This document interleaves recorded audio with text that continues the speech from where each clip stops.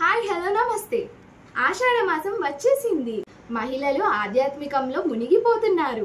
ఇదే సందర్భంలో మన వినాయక నగర్ తుల్జా భవానీ ఆలయంలో ఆషాఢ ఉత్సవాలు జరుగుతున్నాయి. ఈ ఆషాఢ ఉత్సవాలు 26 తారీఖు జూన్ నెల మొదలు 18వ తారీఖు జులైలో ముగియనున్నాయి.